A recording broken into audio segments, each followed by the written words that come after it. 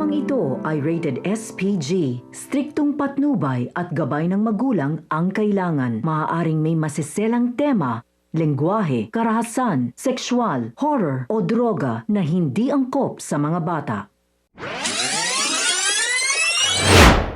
Ang mapagpalang araw mga kapamilya and welcome back.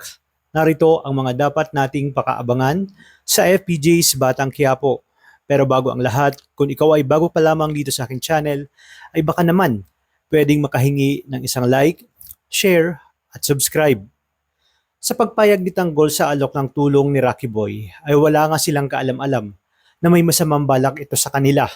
Bagaman hindi maganda ang pakiramdam ni Ramon kay Rocky Boy, ay kinagat ni Tanggol ang tulong na alok nito. Sinabi ni Rocky Boy sa kanyang sarili na napakadali lang palang bilugin ang ulo ni Tanggol. Plansado na ang kanyang mga plano na pagsasabungin niya sina Tanggol at Miguelito para hindi siya mahirapan sa kanyang paghiganti dahil ang dalawa ay parehong may atraso sa kanya. At makarating na nga sila sa hideout na sinasabi ni Rocky Boy ay wala nga silang kaalam-alam. Napuno ng secret CCTV ang lugar kung saan napapanood ni Rocky Boy ang lahat ng kilos at galaw ni Tanggol. Dito na siya nagsimulang gumawa ng kwento kung saan inilahad niya na si Miguelito ang may gawa noon sa kanya. Kaya daw malaki ang utang na loob niya kay Tanggol dahil sa tulong na ginawa nito. Lalo niyang kinuha ang simpatya ni Tanggol dahil sinabi niya na alam niyang makapangyarihan si Miguelito at ang mga gerero kaya mas gugustuhin niya na lang daw na manahimik at wag nang maghigante. Dito na mas lalong naggitngit sa galit si Tanggol at ipinangako na ipaghihiganti niya ang ginawa ni Miguelito kay Rocky Boy.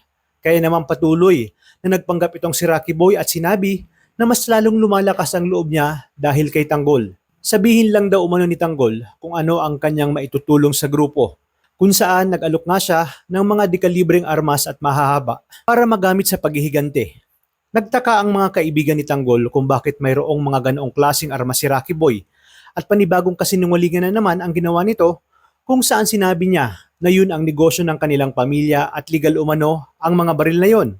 Kaya naman dumating na ang araw ng paghaharap ni Tanggol at Miguelito kung saan masayang pinapanood ni Rocky Boy sa loob ng kanyang kotse ang dalawa habang inaantay kung sino umano ang matitirang buhay sa dalawa.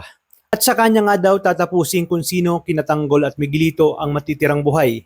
Ngunit ang katotohanan ay hindi nga siya uubra sakaling si Tanggol ang matira. Bago mangyari ito ay mabubuko na ang kanyang pagpapanggap dahil makikita ni Enteng ang biglaang pagsunod ni Divina at Brandon kay Rocky Boy.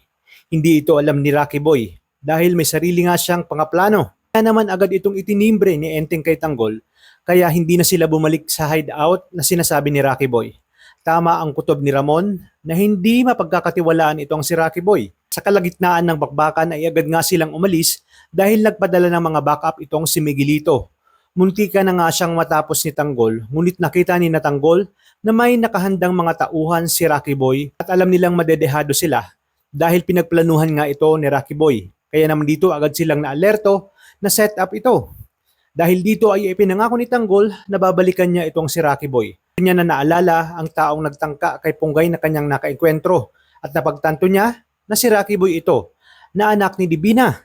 Kaya naman naglulupasay sa galit itong si Rocky Boy dahil pumalpak ang kanyang plano. Ang hintayin natin ay ang resback ni Tanggol sa mga Mondragon at Guerrero. Kaya naman pakaabangan natin ang mas tumitindi pang kaganapan dito lang sa numero 1 teleserye ng Sambayanan, ang FPJ's Batang Quiapo. Maraming salamat sa inyong panonood at pagpalain tayong lahat. Kapamilya.